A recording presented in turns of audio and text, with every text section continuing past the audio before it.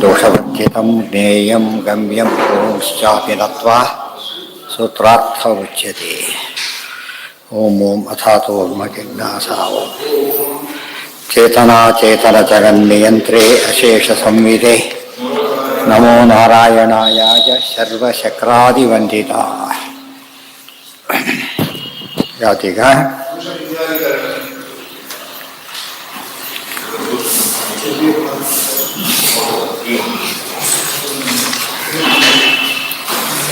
ಆತ್ಮಶಬ್ದ ಆಯಿತು. ಎಷ್ಟನೇದು ಯಾವುದೀಗ?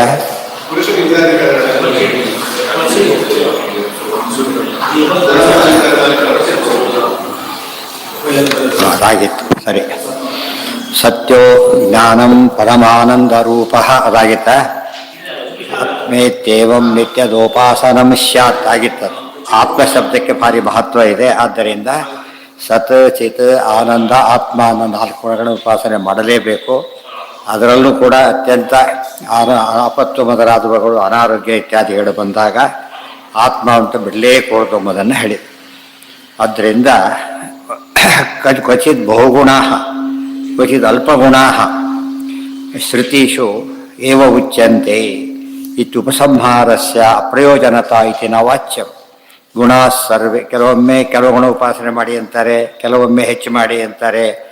ನಿರ್ಣಯನೇ ಆಗಿಲ್ಲ, ಹೇಗೆ ಮಾಡೋದು ಅಂತ ಕೇಳಿದರೆ ಹಾಗಿಲ್ಲ ಅಂತ ಹೇಳ್ತಾರೆ.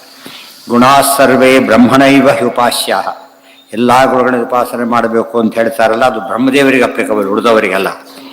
ನಾಣ್ಯೈರ್ದೇವೈಹಿ ಕಿಮು ಸರ್ವೈರ್ ಮನುಷ್ಯೈಹಿ ವ್ಯವಸ್ಥೆ ಇದೆ. ಹೆಚ್ಚು ಕಡಿಮೆ ಭಾರಿ ಪೂರ್ಣ ಅಂತ ಹೇಳಬೇಕಾದ್ರೆ ಗೊಂದಲ ಹುಡ್ಸೋಕ್ಕೆ ಹೇಳಿಲ್ಲ. ಅದರ ಯಾವ ಯೋಗ್ಯತೆ ಮೇಲೆ ಹೇಳಿರೋದ್ರಿಂದ ಎಲ್ಲೂ ವಿರೋಧ ಇಲ್ಲ. ಆದ್ದರಿಂದ 4 ಕೂಡ ಮಿನಿಮಮ್ ಅನ್ನೋದನ್ನು ಒಪ್ಪಬೇಕು. ಜೊತೆಗೆ ಆತ್ಮ ಶಬ್ದವನ್ನು ವಿಶೇಷವಾಗಿ ಆತ್ಮ ಅಂತ ಉಪಾಸನೆ ಮಾಡಬೇಕು ಅಂತೇಳಿ ಆತ್ಮ ಶಬ್ದದಿಂದ ಭಗವಂತನ ಆರಾಧನೆ ಮಾಡಬೇಕು. ಸರ್ವಗುಣೋಪಕಸ್ಯಾಪಿ ಅಧಿಕಾರಿಣೋ ಭಾವ ಅಧಿಕಾರಿಣೋ ಭಾವಾದೇಕತ್ರ ಅಪೃಥಕ್ ಸರ್ವಗುಣಾನುಕ್ತೇ ಬಲಾದುಪಸಂಹಾರಾನತೆ. ಸರ್ವಗುಣ ಉಪಾಸಕಸ್ಯಾಪಿ ಅಧಿಕಾರಿಣ ಭಾವಾತ್. ಅದು ಯಾಕೆ ಹೇಳಬೇಕಾಗಿತ್ತು ಅಂದರೆ ಅಂಥ ವ್ಯಕ್ತಿಗಳಿದ್ದಾರೆ, ಪೂರ್ಣ ಉಪಾಸನೆ ಮಾಡೋ ಸಾಮರ್ಥ್ಯ ಇದ್ದಾರೆ ಈಗ. ಆದ್ದರಿಂದ 100ಕ್ಕೆ 100 ಅಂತ ಯಾಕೆ ಇಟ್ಟರು ಕಾನ್ಸೆಪ್ಟು, ಅಲ್ಲಿ ತಗೊಳ್ಳೋರು ಇದ್ದಾರೆ ಅಂತ ಅರ್ಥ. ಏಕತ್ರ ಅಪೃಥಕ್ ಸರ್ವಗುಣಾನುಕ್ತೇ ಬಲಾದ್ ಉಪಸಂಹಾರಾನ ಆನತೆ. ಆದ್ದರಿಂದ ಅದರಲ್ಲಿ ಯಾವ ವಿರೋಧವೂ ಇಲ್ಲ. ಉಪಸಂಹಾರಕ್ಕೆ ಎಲ್ಲ ರೀತಿಯ ಅವಕಾಶ ಇದೆ ಅಂತ ಎಲ್ಲ ತಿಳಿಸಿದೆ. ನಚ ಮುಕ್ತೌ ಉಪಾಸನಾಭಾವೇ ಫಲಾಧಿಕಮಪಿ ಸ್ಯಾದಿತಿ ಅತಿಪ್ರಸಂಗ.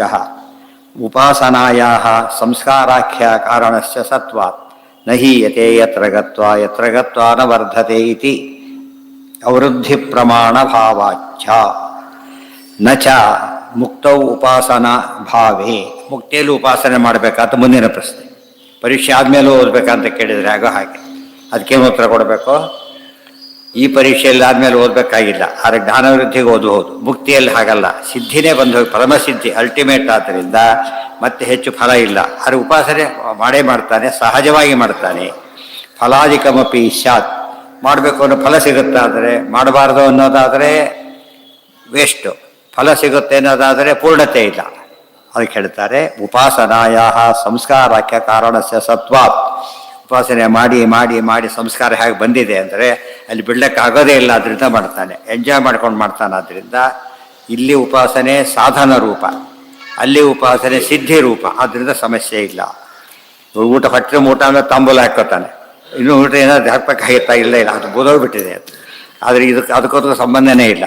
ಅದು ತಗೊಳ್ಳೋದು ಹೌದು, ಕೆಲವರು ಇಷ್ಟಿಷ್ಟು ಅಂತ ತಂದು ಹಾಕ್ಬಿಡ್ತಾರೆ ಕೊನೆಗೆ.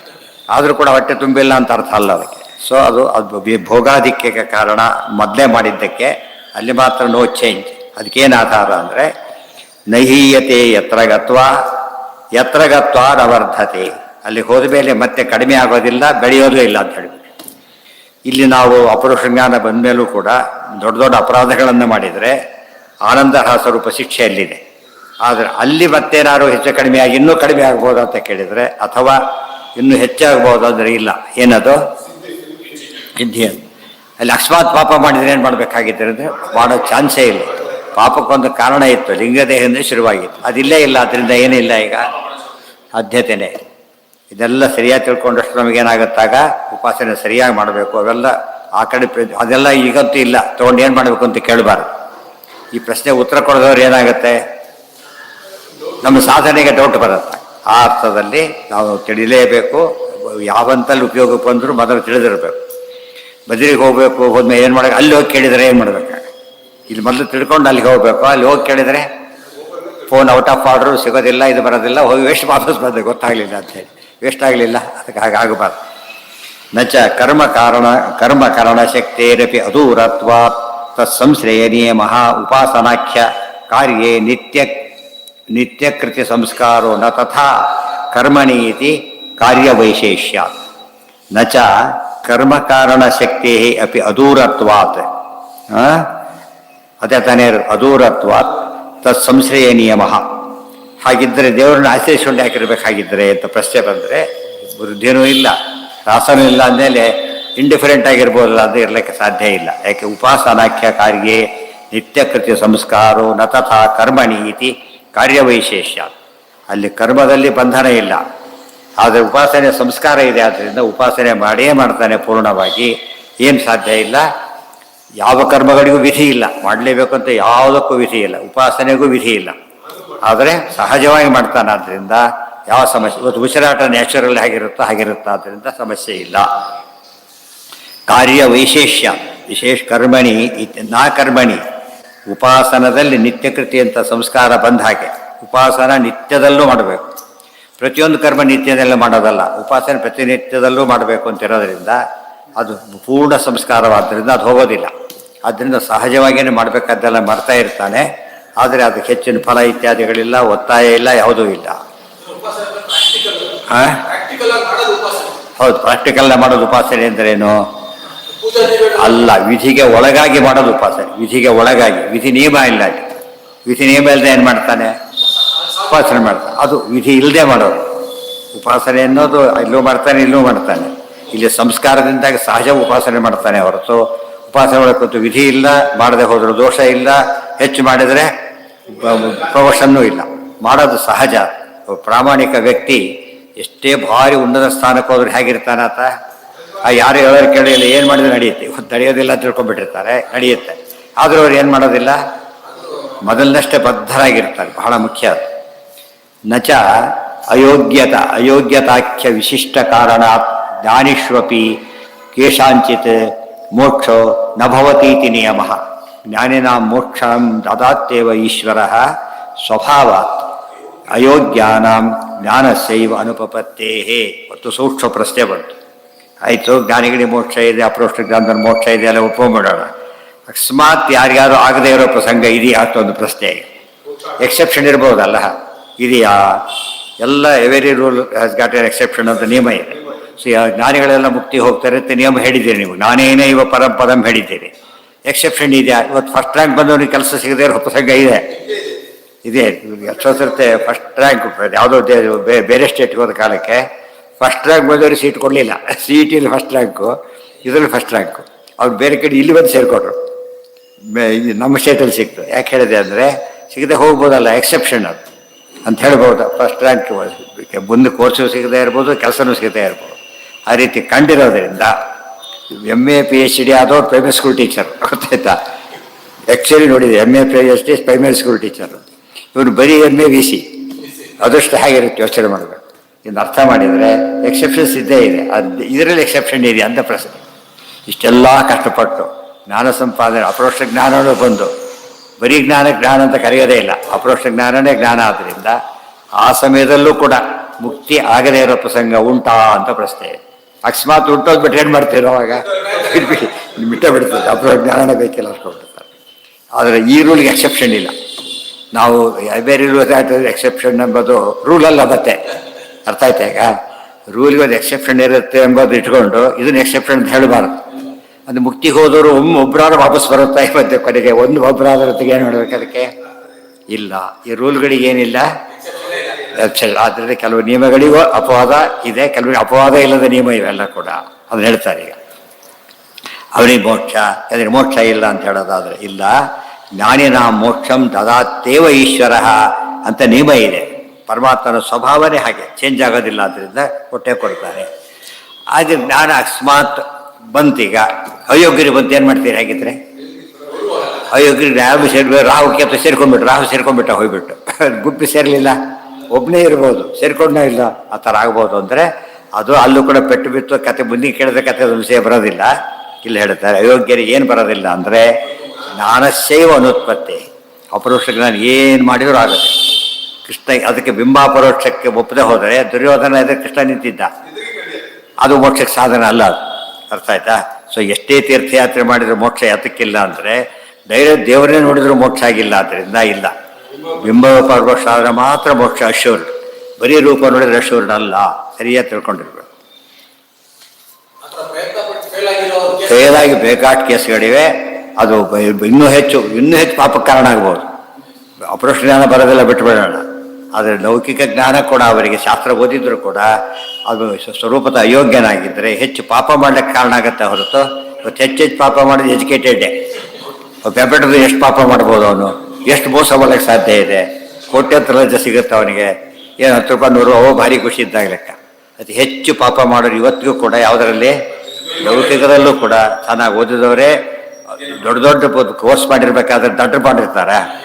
ಕೋರ್ಸು ಆಗಿದೆ, ಬುದ್ಧಿನೂ ಭಾರಿ ಇದೆ. ಎಷ್ಟೊತ್ತು ಶಿಕ್ಷೆ ಕೊಡೋ ಕೆಲಸ ಮಾಡಬೇಕಾದವರು ಅವರೇ ಶಿಕ್ಷೆಗೆ ಒಳಗಾಗಿಬಿಡ್ತಾರೆ. ಆದ್ದರಿಂದ ಅದು ಸಾಧ್ಯ ಇಲ್ಲ. ಪರಮಾತ್ಮನ ಸರ್ಕಾರದಲ್ಲಿ ಏನಿಲ್ಲ, ಬೈ ಚಾನ್ಸ್. ಅವರು ಅದಕ್ಕೇನೆ ಒಂದು ಎಕ್ಸಾಂಪಲ್ ಕೊಟ್ಟರು.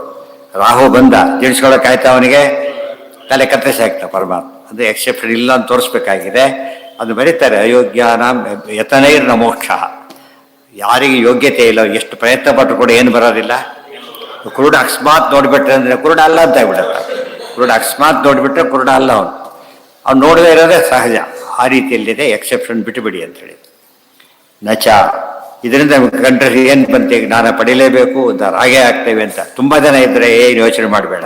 ವೈಕುಂಠ ಲೋಕ ಎಷ್ಟಿದೆ, ಅದು ಎಷ್ಟು ಬಂದರೂ ಕೂಡ ಅವಕಾಶವಂತೂ ನಪೂರಿಯಂತೆ. ಅದು ಅದರಷ್ಟು ದೊಡ್ಡ ದೇಶ ಯಾವುದೂ ಇಲ್ಲ. ಅದರಿಂದಾಗೇನೆ ಯೋಚನೆ ಮಾಡಬೇಡಿ ಅಂತೇಳಿ. ನಚ ಪ್ರಯತ್ನಾನುಸಾರಿಣೋ ಮುಕ್ತವು ಅಧಿಕಾರಿಕಾ ಆನಂದಾದಯ ಅಧಿಕಾರ ಅನುಸಾರಿತ್ವಾತ್ ಪ್ರಯತ್ನಸ್ಯ ಕಥಂಚಿತ್ ಅಧಿಕತ್ವೇ ತತ್ಸನಾದಿ ವಸ್ತೂನಾಂ ದೂಷಣ ಪ್ರಾಪ್ತೇ. ಈಗ ಪ್ರಶ್ನೆ ಬಂತು, ಏನು ಸ್ವಭಾವ ಎಂಬುದು ಬೇಸಿಕ್ ಆಗ ಯಾವುದೇ ಫಲಕ್ಕೆ. ಅನಾದಿ ಕರ್ಮ ಮೂರನೇದು ಯಾವುದು? ಮೂರನೇದು ಪ್ರಯತ್ನ. ಸೊ ಪ್ರಯತ್ನ ಮಾಡಿ ಅಂತ ಹೇಳಿದ್ದಾರೆ. ಪ್ರಯತ್ನ ಮೇಕಮಗ್ರತೋ ನಿಧಾಯ ಭೂತಿ ಮಾಪ್ನುಮಃ. ನಾವು ಮೋಕ್ಷಕ್ಕೆ ಭಾರಿ ಪ್ರಯತ್ನ ಮಾಡಿಬಿಟ್ಟು ಮುಂದೆ ಹೋದ್ರೆ ಏನು ಮಾಡ್ತೀರಿ? ಈಗ ನಮ್ಮ ಯೋಗ್ಯತೆ ಮೀರಿಕೊಂಡು ಸಿಗುತ್ತಾ ಅಂತ ಕೇಳಿದರೆ ಸಿಗೋದಿಲ್ಲ ಅಂತೇಳಿ. ಅದು ಹಾಗೆ ಒಂದು ಸೈಕಲ್ ಮೇಲೆ 800 ಕಿಲೋಮೀಟರ್ ಹೋಗ್ಬಿಟ್ಟು ಏನು ಮಾಡ್ತೀರಿ ಅಂತ ಕೇಳಿದರೆ ಆಗೋಳಾಗೆ ಹೌದು. ಕಾರಲ್ಲಿ 800 ಕಿಲೋಮೀಟರ್ ಹೋಗ್ತಾರಾ? ಸಾಧ್ಯ ಇಲ್ಲ. ಆದ್ದರಿಂದ ಏನದು ಇಂಪಾಸಿಬಲ್ ಅಂತ ಹೇಳ್ತಾರೆ. ಡಿಫಿಕಲ್ಟ್ ಬೇರೆ, ಇಂಪಾಸಿಬಲ್ ಬೇರೆ. ಕೆಲವು difficult with great difficulty with efforts ಏನು ಮಾಡ್ಬೋದು. ಇಂಪಾಸಿಬಲ್ ಮಾಡಿದರೆ ಇಂಪಾಸಿಬಲ್ ಪದನೇ ಅಲ್ಲ, ಅದಿಲ್ಲ ಎಂದೂ ಕೂಡ. ಏನು ಬರೋದಿಲ್ಲ ಅಯೋಗ್ಯರಿಗೆ. ಪ್ರಯತ್ನಕ್ಕೆ ತಕ್ಕಂತೆ ಫಲ ಕೊಡಬೇಕು ನಿಯಮ ಇಟ್ಕೊಂಡು ಅಷ್ಟೊಂದು ಫಲ ಮಾಡಿದ್ರೆ ಕೊಡಬೇಕು ಅಂದರೆ ಬರೋದಿಲ್ಲ. ಪ್ರಯತ್ನ ಮಾಡಲಿಕ್ಕೂ ಆಗೋದಿಲ್ಲ ಅಂತ ಹೇಳ್ಬಿಟ್ಟು ಯೋಗ್ಯತೆ ಮೀರಿದ ಪ್ರಯತ್ನ ಕೂಡ ಸಾಧ್ಯ ಇಲ್ಲ. ಇವತ್ತು ಯಾರಕ್ಕೆ ತಾವೇ ಹೇಳ್ಬಿಡ್ತಾರೆ, ಪ್ಲೇನ್ ಸ್ಪೀಡಲ್ಲಿ ಹೋಗ್ತೀವಿ ನಕ್ಕು ಬಿಡ್ತಾರೆ, ಅದ್ಯಾಕೆ ಸಾಧ್ಯ ಅಂತ ಹೇಳ್ಬಿಡ್ತಾರೆ. ಟ್ರೈ ಮಾಡಿ ನೋಡ್ತೀನಿ ಕೂಡ ಅನ್ನೋದಿಲ್ಲ. ಆದ್ದರಿಂದ ನಚ ಪ್ರಯತ್ನಾನುಸಾರಿಣ ಮುಕ್ತೌ ಅಧಿಕಾರಿಕಾ ಆನಂದಾದಯ. ಪ್ರಯತ್ನಕ್ಕೆ ತಕ್ಕಂತೆ ಯಾಕೆ ಫಲ ಕೊಡಬಾರ್ದು ಅಂದರೆ ಅಧಿಕಾರಾನುಸಾರಿತ್ವಾತ್ ಪ್ರಯತ್ನಸ್ಯ. ಅಧಿಕಾರ, ಕಾರಿಗೆ ಒಂದು ಶಕ್ತಿ ಇದೆ. ಅಧಿಕಾರ ಅಂದ್ರೇನು? ಒಂದು ಕೆಪಾಸಿಟಿ. ಒಂದು ಸೈಕಲ್ಗೆ ಒಂದು ಶಕ್ತಿ ಇದೆ, ಒಂದು ಟ್ರ್ಯಾಕ್ಟ್ರಿಗೆ ಒಂದು ಶಕ್ತಿ ಇದೆ. ಆ ಶಕ್ತಿಗೆ ತಕ್ಕಂತೆ ಪ್ರಯತ್ನ ಮಾಡಬಹುದೇ ಹೊರತು ಇನ್ನೂ ಜಾಸ್ತಿ ಮಾಡೋಕ್ಕೆ ಸಾಧ್ಯ ಇಲ್ಲ.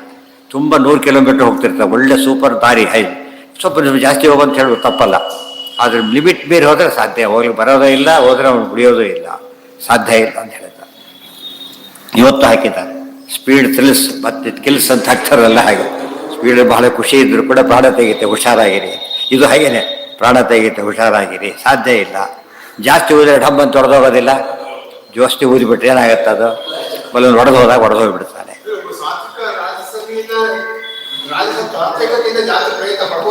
ಯಾರು?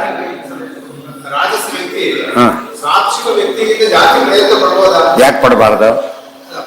ಪಡೋಗೇನು ಸಾಧ್ಯ ಅಂದರೆ ಲೋಕದೃಷ್ಟಿಯಲ್ಲಿ ಮಾಡ್ಬೋದು ಅಷ್ಟೇ, ಸ್ವರೂಪದಲ್ಲಿ ಮಾಡ್ಲಿಕ್ಕೆ ಬರೋದಿಲ್ಲ. ಒಬ್ಬ ರಾಜಸ್ಯ ವ್ಯಕ್ತಿ ಸಾತ್ವಿಕ ದೊಡ್ಡ ದುರ್ಯೋಧನ ದೊಡ್ಡ ಅಡಿಗೆ ಮಾಡ್ತಿಲ್ಲ, ಸುಧಾಮನ ವ್ಯವಸ್ಥೆಗಿಂತ ಸೂರ್ಯನ ವ್ಯವಸ್ಥೆ ಭಾಳ ಚೆನ್ನಾಗಿತ್ತು, ಆದರೆ ಅದು ರಿಜೆಕ್ಟೆಡ್ ಆಯ್ತಾ. ಅದರಿಂದ ಮಾಡಬಾರ್ದು ಅಂತಿಲ್ಲ. ದುಷ್ಟರು ಸಾಮಾನ್ಯ ಇವತ್ತು ಎಷ್ಟೋ ಸತ್ಯ ದೊಡ್ಡ ದೊಡ್ಡ ಯೋಗ್ಯ ಪ್ರಮೇಯ ವಿದ್ವಾಂಸರನ್ನು ಕೂಡ ಅಯೋಗ್ಯ ಗೆದ್ದು ಬಿಡ್ಬೋದು. ವರಾದಿ ಬಲ ಇದ್ದರೆ ಸೋಲಿಸ್ಬಿಡ್ಬೋದು. ಅದರಿಂದ ಸಿದ್ಧಾಂತ ಸೋತು ಅಂತ ಅರ್ಥ ಇಲ್ಲ, ಇವನಿಗೆ ಕೆಪಾಸಿಟಿ ಇಲ್ಲ ಅಂತ ಆಯ್ತು ಅಷ್ಟೇ, ಅರ್ಥಾತ್ ಅದರಿಂದ ಸಾಧ್ಯನೇ ಇಲ್ಲ ಅದು. ನಚ ಮುಂದೆ ಸ್ವಾಧಿಕಾರಾಧಿಕೋ ಯತ್ನ, ಅದಕ್ಕೆ ಹೇಳ್ತಾರೆ ಅಕಸ್ಮಾತ್ ಮಾಡಿದರೆ ದೂಷಣ ಪ್ರಾಪ್ತಿ. ದೂಷಣ ಪ್ರಾಪ್ತಿ ಅಂದ್ರೇನು? ಉದಾಹರಣೆಗೆ ಈ ಗೌತಮರೇ ಇದ್ದಾರೆ ಅಂತ ತಿಳ್ಕೊಂಬೋದು, ಮಾಂಡವ್ಯರೇ ಇದ್ದಾರೆ, ವಶಿಷ್ಠ ಸಾಮ ಬಯಸಿದ್ರು, ಹಾಗೆ ಮೋಕ್ಷಕ್ಕೊಮ್ಮೆ ಇಲ್ಲೇನು ಬಯಸಿದ್ರು, ಏನಾಯ್ತು ಅವರಿಗೆ? ತೊಂದರೆಯಾಗಿ ಅಧಿಕ ಪುಣ್ಯ ಕಳ್ಕೊಂಡ್ಬಿಟ್ರು. ಆದ್ದರಿಂದ ಓವರ್ ಸ್ಪೀಡ್ ಕಟ್ ಮಾಡ್ತಾರಲ್ಲ ಹಾಗೆ ಪ್ರಯತ್ನ, ಇಲ್ಲಿ ಪ್ರಯತ್ನ ಮಾಡೋಕ್ಕೆ ಅಲ್ಲಿ ಪ್ರಯತ್ನ ಮಾಡೋದಿಲ್ಲ ಅಂದರೆ ಯೋಚನೆ ಇಲ್ಲ. ಮುಕ್ತಿಗೆ ಹೋದ್ಮೇಲೆ ಏನು ಮಾಡೋದಿಲ್ಲ, ಪ್ರಯತ್ನ ರೂಲ್ಡ್ ಔಟ್. ಇಲ್ಲಿ ಮಾಡಿದವರು ಇದ್ದಾರೆ, ಪ್ರಶ್ನೆಗೆ ತಕ್ಕಂತೆ ಮುದ್ರೆ ಇದೆ ಈಗ. ಆದರೆ ಏನಾಗುತ್ತೆ, ಅಯೋಗ್ಯ ಮಿಚ್ಚನ್ ಪುರುಷ ಪತತ್ತೇವನ ಸಂಶಯ. ಆದ್ದರಿಂದ ಅದು ಎಂದೂ ಸಾಧ್ಯ ಇಲ್ಲ ಅಂತ ತೋರಿಸಿದ್ರಿಂದ ಇನ್ನು ಮುಂದೆ ಅಲ್ಲಿವರೆಗೆ ಹೋಗಬೇಕಾದ ಕಾರಣ ಇಲ್ಲೇ ಇಲ್ಲ. ಅವರಿಗೆ ಗೌತಮರು ಒಂಥರ ಟೆಂಪ್ಟ್ ಆಗ್ತಾರೆ ಕೆಲವು ಸಲ. ಇವತ್ತು ಎಕ್ಸ್ಪರ್ಟ್ ಬೋರ್ಡ್ ಟೇಕ್ ಮಾಡಿ ಟೆಂಪ್ಟ್ ಆಗೋದಿಲ್ಲ ಕೆಲವರು, ಹಾಗೆ ಆಕ್ಸಿಡೆಂಟ್ ಮಾಡ್ಕೊಂಡ್ಬಿಡ್ತಾರೆ. ಅದೇನು ಏನೋ ಅನ್ಕೊಳ್ಳೋಕೆ ಹೋಗ್ತಾನೆ, ಏನೋ ಆಗ್ಬೇಕು. ಅದು ಟೆಂಪ್ ಪದ ಉಪಯೋಗಿಸ್ಬೇಕು. ಆ ಟೆಂಪ್ಟ್ ಇಂಡೈರೆಕ್ಟ್ಲಿ ಕಾಮ, ಅದು ಕಾಮಯೇಷ ಕ್ರೋಧೇಶ ಇದೆ, ಮೀರಿಸಿ ಬಿಡಬೇಕು ಅನ್ನೋದು, ಅದು ಅಲ್ಲಿ ಸಾಧ್ಯ ಇಲ್ಲ. ಸ್ವಭಾವ ಇದೆಲ್ಲ ಸೂತ್ರ ಭಾಷ್ಯ ಬರೀ ಸೂತ್ರ ಅಂತ ಗೊತ್ತಾಗೋದೇ ಇಲ್ಲ. ನ್ಯಾಯವಾದ ಓದ್ದ ಕರೆಕ್ಟ್ ಪ್ರಶ್ನೆ ಕರೆಕ್ಟ್ ಉತ್ತರ ಅವೆಲ್ಲ ಓದಿದ್ರೆ ಭಾರಿ ಕ್ಲಾರಿಟಿ ಜಾಸ್ತಿ ಇರುತ್ತೆ, ಗೊತ್ತಾಯ್ತಾ. ಇಲ್ಲದೆ ಆಚಾರ ಗ್ರಂಥಿಯಾಗಿ ಬರೀತಿದ್ರು, ಒಂದು ವ್ಯವಸ್ಥೆ ಒಂದು ಉಪಯೋಗ ಇಲ್ಲ ಅಂತ ಬರೀತಾ ಇದ್ರು. ಅದನ್ನ ಬರೆದ ಒಂದು ತುಂಬ ಉಪಯೋಗ. ಇದೆಲ್ಲ ಓದೋ ಅಭ್ಯಾಸನೇ ಇಲ್ಲ, ಹೋಗ್ಬಿಟ್ಟಿದೆ. ತತ್ತು ಇದನ್ನೇ ಓದಲ್ಲ, ಭಾಷೆನೇ ಓದಲ್ಲ ಯಾಕಸ, ಅದೆಲ್ಲ ಮಾಡಬಾರ್ದು. ನಾ ಸ್ವಾಧಿಕಾರಾಧಿಕೋ ಯತ್ನ ಪ್ರಾಯಶೋ ನೋಪಪದ್ಯತೆ ಯಜರುಲ್, ಅದು ಅಲ್ಲ. ಬಾರ್ಡ್ರಲ್ಲಿ ಭಾವನೆ ಉದಾಹರಣೆಗೆ ಅವ್ರೇನು ಪ್ರಯತ್ನ ಪಟ್ಟರು ಗೌತಮರು, ಅವನ ಬ್ರಹ್ಮಾಸ್ಮಿ ಅಂತ ಅದೇ ಟ್ರೈ ಮಾಡ್ಲಿಕ್ಕೆ ಹೋಗಲಿಲ್ಲ, ಸ್ವಲ್ಪ ಜಾಸ್ತಿ ಟ್ರೈ ಮಾಡಿದ್ರು. ಮಾಂಡವ್ಯರು ವಶಿಷ್ಠರ ಸ್ವಾಮಿ ಟ್ರೈ ಮಾಡಿದ್ರು ಅಷ್ಟೇ, ಅಷ್ಟಕ್ಕೆ ಭಯಂಕರ ಅಪರಾಧ ಆಯಿತು. ಅರ್ಥ ಆಯ್ತಾ ಈಗ? ಇನ್ನು ನಾವು ವಾಯುದೇವರಾಗ್ತೇವೆ ದೇವರಾಗ್ತೇವೆ ಅಂದರೆ ಅದು ಇಲ್ಲಿ ಪೀಸ್ ಬರ್ಸ್ಟ್ ಆಗ್ತಾ ಇರೋದು ಹಾಗಾಗಿಬಿಡ್ತಾರೆ, ಉಪಯೋಗ ಇಲ್ಲ. ಸರಿಯಾಗಿ ಅರ್ಥ ಮಾಡಿ ಅದಕ್ಕೆ ನೋಡ್ಕೊಂಡು ಏನು ಮಾಡಬಾರ್ದು ನಾವೀಗ, ಜಾಸ್ತಿ ಮಾಡ್ಲಿಕ್ಕೆ ಹೋಗಬಾರ್ದು, ಕಡಿಮೆ ಕಡಿಮೆ ಮಾಡಬೇಕು ಅಂತ ತಿಳ್ಕೊಬೇಕಾಗಿಲ್ಲ. ಎಷ್ಟು ಪ್ರಯತ್ನ ಪಟ್ಟರು ಎಲ್ಲಿ ಬರುತ್ತದ? ಸಣ್ಣ ಲೋಟಕ್ಕೆ ಎಷ್ಟು ನೀರು ಹಾಕಿದ್ರು ಚೆಲ್ಲಿ ಹೋಗುತ್ತೆ ಹೊರತು ಏನಾಗುತ್ತದ? ಬುದ್ಧಿವಂತ ಏನು ಮಾಡ್ತಾನೆ, ಕಡಿಮೆ ಇದ್ದಾಗ ವೇಸ್ಟ್ ಕರೆಕ್ಟ್ ಸ್ವಲ್ಪ ಕಡಿಮೆ ಹಾಕ್ಲಿಕ್ಕೆ ಟ್ರೈ ಮಾಡ್ತಾರೆ, ಹೆಚ್ಚು ಮಾಡೋದಿಲ್ಲ, ತುಂಬ ಕಡಿಮೆ ಹಾಕೋದಿಲ್ಲ. ಸ್ವಲ್ಪ ರಿಸ್ಕ್ ಅದು ಅಲ್ಲಿದ್ದ ಸರಿ ಇದೆ, ಎತ್ಕೊಂಡ್ಬಿಟ್ಟು ಚೆಲ್ಲಿ ಹೋಗ್ಬಿಡುತ್ತೆ. ಅದು ಯೋಚನೆ ಮಾಡ್ತಾನೆ, ಅದು ಎತ್ಕೊಂಡು ಟ್ರೈ ಮಾಡೋದು ಮೈ ಮೇಲೆ ಬೀಳಿದ್ರೆ ಕಷ್ಟ. ಅದಕ್ಕೋಸ್ಕರ ಏನು ಮಾಡ್ತಾನೆ, ಸ್ವಲ್ಪ ಕಮ್ಮಿ ಅಂಬಾಗಿರ್ತಾನೆ. ಅದು ತುಂಬ ಕಡಿಮೆ ಅಲ್ಲ, ತುಂಬ ಕಡಿಮೆ ಅಲ್ಲ, ಆ ರಿಸ್ಕ್ನ ಯೋಚನೆ ಮಾಡ್ತಾನೆ. ಪ್ರಾಬ್ಲಮ್ ಇದೆ ಇದು ಅಂತ. ಯಾರೋ ಎಷ್ಟೊತ್ತೇವ್ರು ಇವ್ರು ಮಾಡ್ಲಿಕ್ಕೆ ಹೋದ್ರೆ ಸಾಧ್ಯ ಇಲ್ಲ ಅದು. ಬಟ್ ಇವನಿಗೆ ಮಾಡೋಷ್ಟು ಬಿಡ್ಲಿಕ್ಕೆ ಹೋಗಬಾರ್ದು. ಇವತ್ತು ವೆಹಿಕಲ್ಲೇ ಇಲ್ಲ ಹೋದ್ರೆ ನಡೀತಾನೆ ಇಲ್ಲ ಮನುಷ್ಯ, ವೆಹಿಕಲ್ಲೇ ಇಲ್ಲ ಅವನಿಗೆ. ಅದೇ ರೀತಿಯಲ್ಲಿ ಇವತ್ತು ತನ್ನ ಯಾವಾಗ ದಾರಿ ಕೊಡ್ತಾನೋ ಹಿಂದೆ ಬರ್ಬೇಕಾದ್ರೆ ಓವರ್ಟೇಕ್ ಮಾಡೋರಿಗೆ, ಒಬ್ಬರು ಅದೇ ಬೇಕು ಕಾರ್ ಇನ್ನೊಂದು ಕಾರಿ ಸಾಮಾನ್ಯ ಕೊಡೋದಿಲ್ಲ, ಅವಾಯ್ಡ್ ಮಾಡ್ತಾನೆ. ಲಾರಿ ಇನ್ನೊಂದು ಲಾರಿ ಕೊಡೋದಿಲ್ಲ. ಆದರೆ ಕಾರ್ ಬಂದ ಲಾರಿ ತಾನೇ ಬಿಟ್ಟು ಮೊದಲೇ ಕೈ ತರಿಸಿಬಿಡ್ತಾರೆ. ಯಾಕೆಂದರೆ ಏನಲ್ಲ, ಅವನ ಯೋಗ್ಯತೆಗೆ ಅಲ್ಲ, ಅವನಿಗೆ ಗೊತ್ತಿರುತ್ತೆ. ಅದು ನಮಗೆ ಗೊತ್ತಾಗುತ್ತೆ. ಊಟ ನೋಡಿರ್ತಾರೆ ಅಲ್ಲೂ ಕೊನೆ ಎಂಥ ಆಸೆ ಪಟ್ಟರು ಕೂಡ ಊಟದಲ್ಲಿ ಏನಾಗುತ್ತೆ, ನಮ್ಗೆ ಆಗೋದಿಲ್ಲ ಅಂತ ಒಪ್ಕೊಂಡ್ಬಿಡ್ತೀವಲ್ಲ, ಆ ಥರ. ಅಲ್ಲಿಯೂ ತಿಂದರೆ ಆಸ್ಪತ್ರೆಗೆ ಹೋದ್ರೆ ಇಲ್ಲೇನು ಬಲಾತ್ಕಾರ ಮಾಡಿ ತಿಂದರೆ ಏನಾಗ್ತಾರೆ, ರೋಗ ಬಂದೇ ಬರುತ್ತೆ, ಸಾಯ್ತಾ. ನಚ ಏಕಸ್ಮಾದ್ ಏಕೋ ವಿಶಿಷ್ಟ ದುಷ್ಟ ಏವೇತಿ ಪ್ರಾಣಾದ್ವಿಶಿಷ್ಟ. ಇದರಿಂದ ಏನಾಯ್ತು ಈಗ, ಇನ್ನು ಅಹಂ ಬ್ರಹ್ಮ ಚಿಂತನೆ ಮಾಡ್ಬೋದು, ಅವತ್ತು ಪುತ್ರ ಇದೆ ಮಾಡಕ್ಕೆ ಸಾಧ್ಯ ಇದೆಯಾ? ಅದನ್ನೀಗ ಸಾಧ್ಯನೇ ಇಲ್ಲ. ಇವತ್ತು ಪುಣ್ಯಕ್ಕೆ ರಾಯರ ಮಠಕ್ಕೆಲ್ಲ ಜನ ಹೋಗ್ತಾರೆ ಅಂತ ತಿಳ್ಕೊಬಾರ್ದು. ಸುಮಾರು ಜನ ಹೋಗಿರ್ತಾರೆ, ಅವ್ರ ಕಂಡ ನೀನೇ ರಾಯರಪ್ಪ ಅಂದ್ಬಿಡಿ ಏನಂತ ಖುಷಿ ಆಗ್ತಾರೆ, ಬೈದು ಬಿಡ್ತಾರೆ. ಬುದ್ಧಿ ಇದೆ ನಿಮಗೆ, ಅವ್ರು ಹೊರ ಕೊಟ್ಟರೆ ಸಾಕಾಗಿದೆ ನಮಗೆ, ನಾನೇನಾಗ್ತೀನಿ ಅವಾಗ ಗೊತ್ತಾ, ಅಲ್ಲಿ ನೋಡಪ್ಪ ಒಪ್ಕೊಂಡಿದ್ದೀಗ ಇನ್ನು ದೇವರಾಗ್ತೇ ಆಗಿದ್ರೆ ಇಲ್ಲ, ರಾಯರೇ ದೇವರಾಗ್ತೀರಿ ಅಂತ ಹೇಳಿಲ್ಲ, ಹೇಳೋರು ಖಂಡನೆ ಮಾಡಿದ್ದಾರೆ. ಅದು ಸಾಧ್ಯ ಇಲ್ಲ. ಅಂದರೆ ಪ್ರಾಕ್ಟಿಕಲಿ ಯಾರು ಒಪ್ಕೊಳ್ಳೋದಿಲ್ಲ. ಸುಮ್ಮನೆ ಮಾತಾಡ್ಬೋದೇ ಹೊರತು ಹೆಚ್ಚು ತನಗಿಂತ ಸ್ವಲ್ಪ ಜಾಸ್ತಿ ಅಂತ ಹೇಳಿದ್ರೆ ಚೂರಾದಷ್ಟು ಯೋಚನೆ ಮಾಡ್ತಾರೆ ಸ್ವಲ್ಪ. ಇವತ್ತು ಯಾರೋ ಒಬ್ಬ ಪಂಡಿತ ಅವನಿಗೇನಾದರೂ ಅರ್ಜುನ ಅವಾರ್ಡ್ ಕೊಟ್ಟರೆ ಆಕ್ಸೆಪ್ಟ್ ಮಾಡ್ತಾನ? ಯಾರಿಗೆ ಪ್ಲೇಯರ್ಸ್ಗಿರೋದು. ನಾನು ಅಲ್ಲ ಬಿಟ್ಬಿಡ್ತಾರೆ, ಎಲ್ಲ ತಪ್ಪಾಗಿ ಬಂದಿದೆ ಅಷ್ಟೇ, ತಪ್ಪಾಗಿದೆ ನಂದು ಅಲ್ಲೇ ಅಲ್ಲ ಅಂತ ಅಲ್ಲಿಗೂ ಕೊಟ್ಟರೆ ಇಸ್ಕೊಳ್ಳೋಕೆ ಸಾಧ್ಯನೇ ಇಲ್ಲ. ಈ ದೃಷ್ಟಿಯಲ್ಲಿ ಇನ್ನೂ ತೊಗೊಂಡು ಟೆಂಪ್ಟ್ ಆಗ್ಬೋದು. ಡ್ರೈವಿಂಗ್ ಬರೋದಿಲ್ಲ, ಡ್ರೈವಿಂಗ್ ಮಾಡೋಕ್ಕೆ ಹೋಗ್ತಾನ, ಗೊತ್ತು ಏನು ರಿಸ್ಕ್ ಇದೆ ಅಂತ. ಅದಕ್ಕೆ ಇದೆಲ್ಲ ಯಾತಕ್ಕೆ ಹೇಳಿದ್ದು ಅಂದರೆ, ನಾವು ಪ್ರಯತ್ನಕ್ಕೆ ತಕ್ಕಂತೆ ಫಲ ಅಂಬೋದು ನಿಜ, ಆದರೆ ಸ್ವರೂಪಕ್ಕೆ ತಕ್ಕಂತೆ ಪ್ರಯತ್ನ ಅಂತ ಮರಿಬಾರ್ದು. ಅರ್ಥ ಆಯ್ತಾ ಈಗ?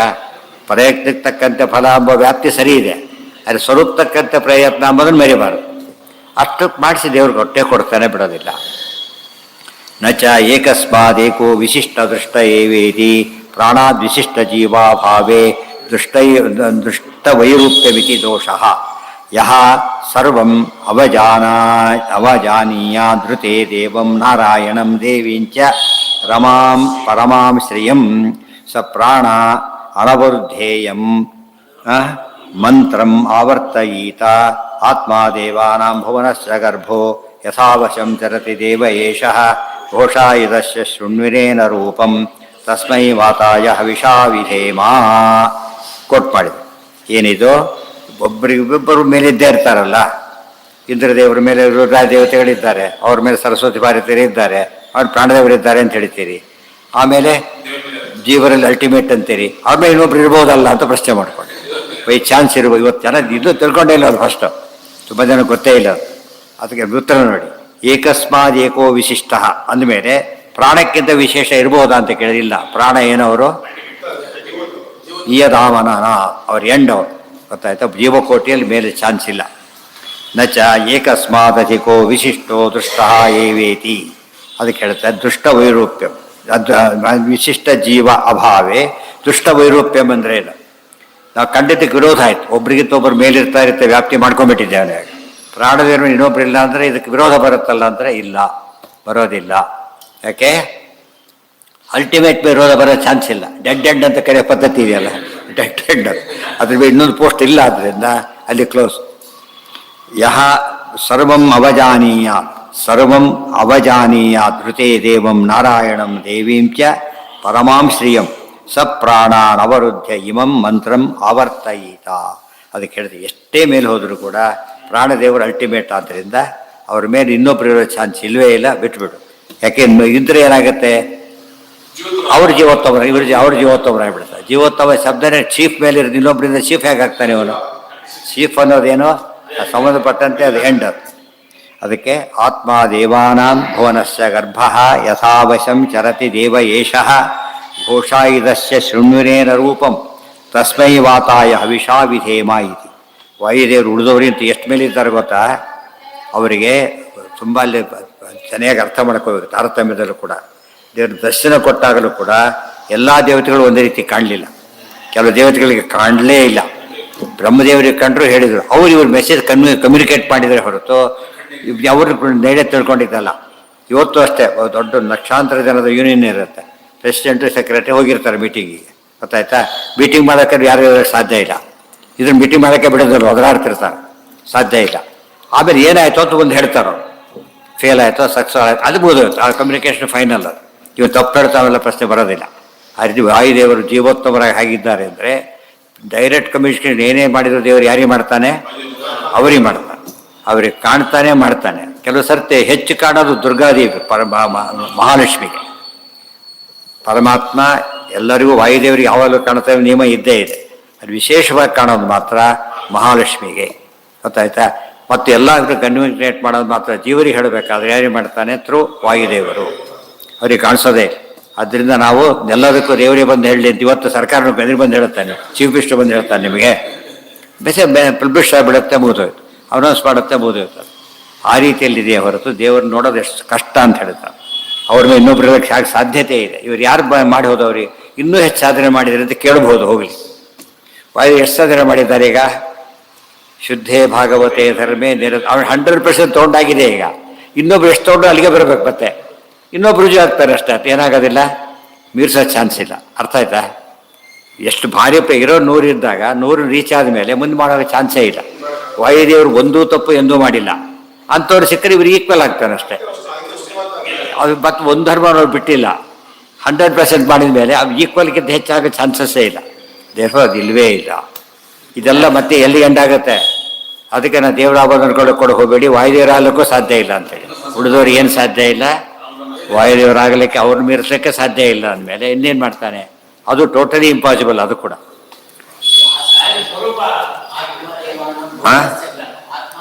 ಹೌದು. ಆತ್ಮ ದೇವಾನಾಂ, ಎಲ್ಲ ದೇವತೆಗಳು ಸ್ವಾಮಿಯಾಗಿದ್ದಾನೆ. ಭುವನಶ್ಚ ಗರ್ಭ, ಭುವನನ್ನು ಹೊಟ್ಟೆಯಲ್ಲಿಟ್ಟುಕೊಂಡು ಕಾಪಾಡ್ತಾ ಇದ್ದಾನೆ. ಯಥಾವಶಂ ಚರತಿ ದೇವ ಏಷಃ, ಸ್ವತಂತ್ರ ಯಥಾವಶ ಸ್ವತಂತ್ರನಾಗಿದ್ದಾನೆ. ಘೋಷ ಯದಶ್ಚ ಶೃಣ್ವಿರೇನ ರೂಪಂ, ಅವನ ಮಾತು ಕೇಳ್ಬೋದೇ ಹೊರತು ಅವನ ರೂಪ ನೋಡ್ಲಿಕ್ಕಾಗೋದಿಲ್ಲ ಎಲ್ರಿಗೂ ಕೂಡ. ನೋಡಿದವ್ರೆ ದೇವರ ಬಗ್ಗೆ ಹೇಳ್ತಿರೋದೇನ ಹೇಳಿಬಿಟ್ಟು ಅಂಥ ಪರಮಾತ್ಮ ರೂಪ ನೋಡೋಕ್ಕೆ ಎಲ್ರಿಗೂ ಆಗೋದಿಲ್ಲ. ಕೆಲವರು ಘೋಷ ಕೇಳ್ತಾರೆ. ತಸ್ಮೈ ವಾತಾಯ ಹವಿಷಾವಿದೆ, ಕೇಳೋರು ಯಾರು ವಾಯುದೇವ. ಗೊತ್ತಾಯ್ತಾ? ಅದು ಅಲ್ಟಿಮೇಟ್. ದೇವ್ರ ಪೂಜೆ ಕ್ಯಾನ್ಸಲ್ಲ. ದೇವ್ರ ಪೂಜೆಯಲ್ಲಿ ಹೌದೌದು ನಿತ್ಯ ಆಚಾರ್ಯ ಜಗರು ಬರೀತಾರೆ. ಆತ್ಮಾದೇವೇತಿ ಮಂತ್ರೇಣ, ಆತ್ಮಾದೇವ ಮಂತ್ರ ಹೇಳ್ಕೊಂಡೆ ದೇವ್ರ ಆವಾಹನ ಮಾಡಬೇಕು ಅಂತ ಹೇಳ್ತಾರೆ. ಬಿಂಬರೂಪಿ ಪರಮಾತ್ಮ ಈ ಮಂತ್ರ ಹೇಳಬೇಕಿದೆ. ಪದ್ಯಮಾಲದಲ್ಲಿ ಬಂದಿದೆ. ಆದ್ದರಿಂದ ಅದು ಮಂತ್ರನೇ ಇದೆ, ಅಪೂರ್ವವಾದ ಮಂತ್ರ ಅದು. ನಹ್ಯೇಷಾಂ ಭೂತಾನಾಂ ವರಿಷ್ಠೋ ಏತಸ್ಮಾತ್ ಕಶ್ಚನ ಉಪರಿ ವಿನಾ ದೇವಂ. ಇವ್ರ ಮೇಲೆ ಯಾರೂ ಇಲ್ಲ, ಇಬ್ಬರಿದ್ದಾರಷ್ಟೇ. ಯಾರು? ದೇವ ನಾರಾಯಣ, ದೇವಿ. ದೇವದೇವಿ, ಒಬ್ಬ ದೇವ ಒಬ್ಬ ದೇವಿ, ಯಾರು ಮೇಲಿಲ್ಲ. ಶ್ರೀಯಂ, ಅದು ಪರಮಾಂ ಶ್ರೀಯಂ. ಅದು ಬರೀ ಶ್ರೀಯಂ ಅನ್ನಲಿಲ್ಲ, ಯಾಕೆ ಹೇಳಿ? ಪರಮಾಂ ಶ್ರೀಯಂ. ಭಾರತೀ ದೇವಿ ಸರಸ್ವತಿಯು ಶ್ರೀ ಅಂತ ಹೆಸರಿದೆ, ಅದು ಪರಮಾಂ ಶ್ರೀಯಂ ಅಂತೇಳಿ ಅಲ್ಟಿಮೇಟ್ ಶ್ರೀ. ವಾಯುದೇವರು ದೇವರು ಅಂತಿದೆ, ಅದಕ್ಕೆ ಪರಮದೇವರು ಅಂದ್ರೆ ಅವರು ಆತ್ಮ ಪರಮಾತ್ಮ. ಅದಕ್ಕೇನೆ ದೇವೀಂ ಪರಮಾಂ ಶ್ರೀಯಂ ಇತಿ ಪ್ರತಿಕ್ರಿಯಾ ವಿಧಾನಾದಿ ವಿರೋಧ ಈ ರೀತಿ ಎಲ್ಲ ಹೇಳಿರೋದ್ರಿಂದ, ಪ್ರತ್ಯುತ್ತರ ಕೊಡ್ತಿರೋದ್ರಿಂದ ಅದಕ್ಕೆ ವಿಚಿತ್ರ ಯೋಚನೆ ಮಾಡ್ಲಿಕ್ಕೆ ಹೋಗಬೇಡಿ. ವಾಯುದೇವರ ಮೇಲೆ ಇನ್ನೊಬ್ಬ ವ್ಯಕ್ತಿ ಇರಲಿಕ್ಕೆ ಸಾಧ್ಯತೆಯನ್ನು ಜೀವಕೋಟಿಯಲ್ಲಿ ಅಂತ ಅದು ಈ ಸ್ತೋತ್ರ ಅರ್ಥ ಆಗುತ್ತೆ. ವಾಯುರ್ಭೀಮೋ ಹಿಮನಾದೋ ಮಹೋಜಾಹ ದೇವ ಅನಾವೃತೆ ದೇಹಿನಾಂ ದೇಹಪಾತೆ ತಸ್ಮಾತ್ ವಾಯು ದೇವ ದೇವೋ ವಿಶಿಷ್ಟ ಅಂತಾಯ್ತು, ದೇವದೇವ ಅಂತಾಯ್ತು. ನೋಡೋದು ದೇವರು ಒಂದು ಬಿಟ್ಟರೆ ಸರ್ವೋತ್ತಮ ಅಂತ ಆಗಿಬಿಡೋದು ಅಲ್ಲ. ಈ ಲಿಮಿಟೇಷನ್ ಮೇಲೆ ಅರ್ಥ ಮಾಡಬೇಕು, ಈ ಲಿಮಿಟೇಷನ್ ಮರಿಬಾರ್ದು. ಇನ್ನೊಂದು ಅರ್ಥ ದೇವದೇವ, ಅವರು ಎಲ್ಲ ದೇವರು ಅಲ್ಲ. ರುದ್ರದೇವರ ದೇವ ಅಂತ ಹೆಸರಿದೆ, ಅವರೇ ದೇವತೆಗಳು ಅಂತ ಅರ್ಥನೇ ಹೊರತು ಇವು ವಾಣದೇವರಿಗೂ ದೇವರಿಗೆ ಅಂತ ಅರ್ಥ ಅಲ್ಲ. ದೇವದೇವನ ಪದದಲ್ಲೂ ಸ್ವಾರಸ್ಯ.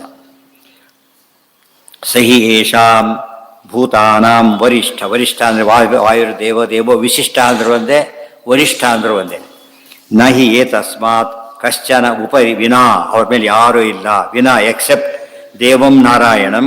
ದೇವಂ ನಾರಾಯಣಮನತ್ವ ಎಲ್ಲಿದ್ದದ? ಗೀತಾಭಾಷ್ಯದ ಮೊದಲನೇ ಶ್ಲೋಕ ಅದೇನೆ. ಆಚಾರ್ಯ ಮೊದಲನೇ ಪದ ಬರೆದಿದ್ದರಲ್ಲಿ, ಮೊದಲನೇ ಗ್ರಂಥ ಅದೇ, ಲಿಖಿತ ಗ್ರಂಥ ಅದೇ ಮೊದಲಾದ್ದರಿಂದ ಫಸ್ಟ್ ವರ್ಡ್ ಉಪಯೋಗಿಸಿದ್ದೇ ದೇವ ಶಬ್ದನ ಆಚಾರ್ಯ. ದೇವಂ ನಾರಾಯಣಮನತ್ವ. ಅದಕ್ಕೆ ಅಲ್ಲಿಗೆ ಅದು ಎಷ್ಟಾಯ್ತು ಈಗ? ಸರಿ, ಅಲ್ಲಿಗೆ ಅದಿರಲಿ. ನಾಳೆ ದಿವಸ ಅದನ್ನು ಕಂಟಿನ್ಯೂ ಮಾಡಿ. ನಾಳೆ ಪಾಠ ಇರುತ್ತೆ, ನಾಡಿದ್ದು ಇರೋದಿಲ್ಲ. ನಾಳೆಗೆ ಅದನ್ನು ಮುಂದುವರ್ಸೋಣ. ಇನ್ನು ತುಂಬ ಇದೆ, ಎಲ್ಲ ಸರಿಯಾಗಿ ವರ್ಣನೆ ಮಾಡ್ತಿದ್ರೆ ಬ್ರಹ್ಮಸೂತ್ರ ಭಾಷೆ ಮನನ ಹೇಗೆ ಮಾಡಬೇಕು ಅನ್ನೋದಕ್ಕೆ ಅನುವ್ಯಾಖ್ಯಾನ, ಇವೆಲ್ಲ ಪ್ರತಿಯೊಂದು ಹೆಲ್ಪ್ ಆಗುತ್ತೆ. 4 ಆಮೇಲೆ ಪಾಠ್ಯ ಬರುತ್ತೆ, ಆಮೇಲೆ ಇಲ್ಲ ಅಂತ ಹೇಳಾಗಿಲ್ಲ, ಇದ್ದೇ ಇರುತ್ತೆ. ಆಮೇಲೆ ಇಲ್ಲ, ಆಮೇಲೆ ಹೋಗ್ತಾ ಇದು ಬಂದಾಗ ಅದು ಇಲ್ಲ ಅಂತ ಆಗಿಬಿಟ್ರೆ, ಇದು ಬಸ್ತೆ ಬಂತಲ್ಲ ಅದು ಇಲ್ಲ ಅಂತ ಆಗಿಬಿಟ್ರೆ ಅದು ಆಗೋದಿಲ್ಲ. ಲಿಮಿಟ್ ಇದ್ದಾಗ ನಿಲ್ಲುತ್ತೆ, ಎಲ್ಲ ಹೋದ್ರೆ ಮುಂದೆ ಹೋಗುತ್ತೆ. ಅನುವ್ಯಾಖ್ಯಾನ ಶುರು ಮಾಡಿ. ಅನುವ್ಯಾಖ್ಯಾನ, ಬರೀ ಅನುವ್ಯಾಖ್ಯಾನ, ಸುಧಾ ಸಮೇತ ಅಲ್ಲ, ಬರೀ ಅನುವ್ಯಾಖ್ಯಾನ. ಬರೀ ಸುಧಾ ಮತ್ತೊಂದು 4-5 ವರ್ಷ ಬೇಕಾಗತ್ತೆ. ಇದಾದರೆ ಬೇಗ ಮುಗಿಸ್ಬೋದು, ಮತ್ತೆಲ್ಲ ರಿವಿಷನ್ ಆಗುತ್ತೆ. ಇವೆಲ್ಲ ಸೇರಿದಾಗ ರಿವಿಷನ್ ಆಗುತ್ತೆ. ಮತ್ತು ವೀಕೆಂಡ್ ಇದು ಡೈಲಿ ಮಾಡಿ ಬೇಗ ಮುಗಿಸ್ಬೋದು. ಮತ್ತು ಬೇಗ ರೀತಿ ಈ ಕ್ರಮದಲ್ಲಿ ಹೇಳಿದಾಗ ಅದು ಬೇರೆ ಅದು ಬೇರೆ, ಎರಡು ಯಾವುದು ರಿಪಿಟೇಷನ್ ಅಂತ ಅನಿಸೋದಿಲ್ಲ. ಎರಡಕ್ಕೊಂದಕ್ಕೊಂದು ಹೆಲ್ಪ್ ಆಗುತ್ತೆ.